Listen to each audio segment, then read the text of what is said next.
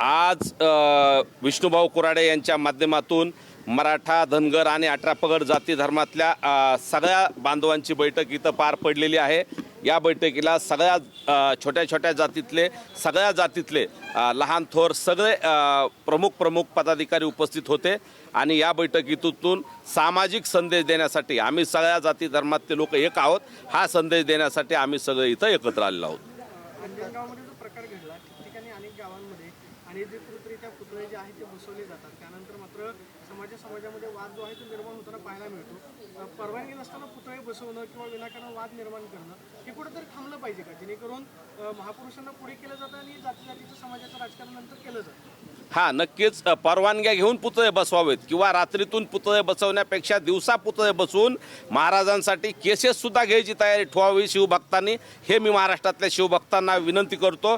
किंवा शासनाची परवानगी घेऊनच पुतळे बसवावेत किंवा वादग्रस्त जागेवर पुतळे बसवू नयेत, हे संघर्ष योद्धा मनोजदादांनी पण सांगितलंय आणि 18 पगड जातीतल्या सगळ्या प्रमुख बांधवांचंही तेच म्हणणं आहे आणि आजही आमची सगळ्यांची त्याच्यावर चर्चा झाली।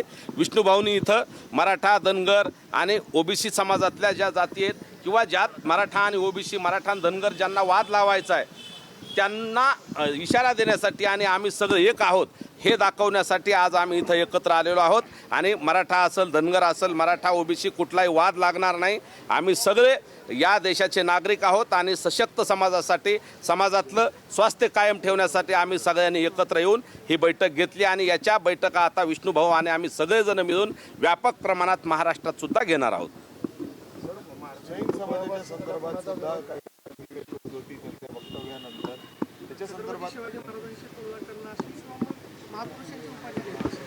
ते अतिशय चुकीचं केलेलं आहे। मनोजदादांनी त्यावर भूमिका मांडलेली आहे। आता इथंही सगळ्यांची भूमिका आहे, शिवाजी महाराजांची तुलना कुणाशी होऊ शकत नाही, करू नये। जैन मुनी असतील किंवा अन्य कोणी वादग्रस्त वक्तव्य करणार आहेत त्यांनी इथून पुढे ध्यानात ठेवावं। नसता सगळ्या जाती धर्मातले सगळे प्रमुख लोक जे कोणी असं चुकीच्या पद्धतीने करतील त्यांची गाडवावरून धिंड काढण्याचं सुद्धा आम्ही सगळे करू शकतो, हे वाचाळवीरांनी ध्यानात ठेवावं। बैठका घेताय मात्र अशा पद्धतीने राजकारण करून श्रेय घेण्यासाठी जे तुमच्याच समाजातील दोन्ही पक्षातील लोक प्रयत्न करतात, वाद निर्माण करतात, त्यांच्यावर समाज म्हणून बहिष्कार घाला ना तुम्ही। हा व्यक्ती आमच्या समाजात नाही असं जाहीर करू शकता का तुम्ही? नक्की पुढच्या महाराष्ट्राला वेठीस धरले जाते, एक छोट्या गावात घटना घडते, महाराष्ट्रातल्या सगळ्या समाजात भांडणं होतात, वाद होतात, निर्माण होतात, तुम्ही असं का भूमिका जाहीर करत नाही की बुवा जे ह्याच्यात पडतील त्याला समाजातून बहिष्कार?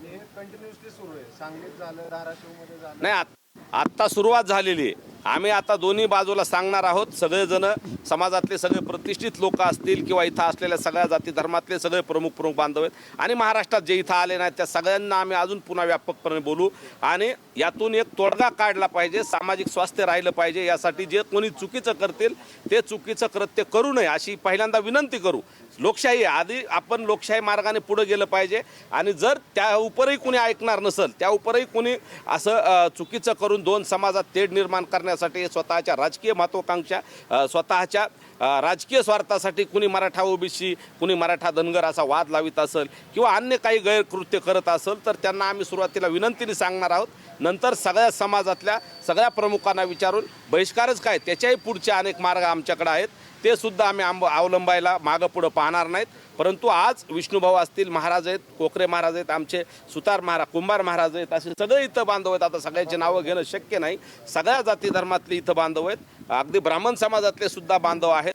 सगळ्यांना आम्ही एकत्र घेऊन या महाराष्ट्रात ही बैठक एक प्रमुख लोकांची घेतली। आता व्यापकपणे बैठक घेऊन येणाऱ्या काळात एक ठोस कार्यक्रम सुद्धा विष्णुभावाने आम्ही सगळे घेणार आहोत। प्रत्येक अंजनगावमध्ये येऊ दिलं नाही, तुम्हाला हाकलून लावलं। मुळात सत्यता जर बघितली तर फरांडे बाबासोबत यांच्यासोबत मी तिथं बसून होतो, व्हिडिओसुद्धा आहे आणि जे काही म्हणतात की मला हाकलून दिलेला आहे, तर माझा एक व्हिडिओ कुणीही दाखवा तिथून हाकलून दिलेला मी समाजकारण सोडून देईल। पण त्या ठिकाणी जी माझी भूमिका होती की हा वाद मिटला पाहिजे, मनोजदादा जरांगे पाटील आणि फरांडे बाबा यांचं मी बोलणं देखील करून दिलेलं होतं आणि हा वाद मिटावा ही अपेक्षा माझी होती। पण काहींची भूमिका होती की हा वाद मिटला नाही पाहिजे, ज्यांना राजकीय पोळ्या भाजायच्या त्यांची ती भूमिका होती आणि शेवटी वाद कशावरती मिटला, जे आम्ही सुरुवातीला सांगितलं होतं की त्या जागेची मोजमाप झालं पाहिजे आणि शेवटी वाद देखील त्याच्यावरच मिटला। मग वाद वाढवण्याचं कारण काय होतं?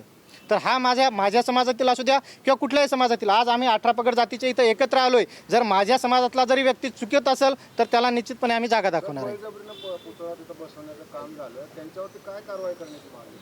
निश्चित त्यांच्यावरती गुन्हा दाखल व्हावा, कारण छत्रपती शिवाजी महाराज हे फक्त मराठा समाजाचेच नाही तर 18 पगड जातीचे आहेत.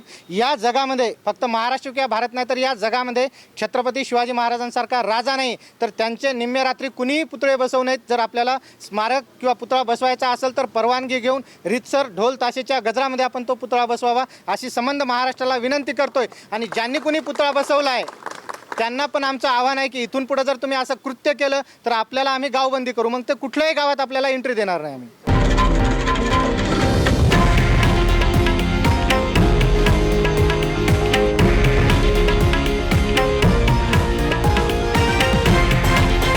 हे आहे देशातील नंबर 1 न्यूज नेटवर्क आणि आपण पाहत आहात TV9 मराठी, एकमेव.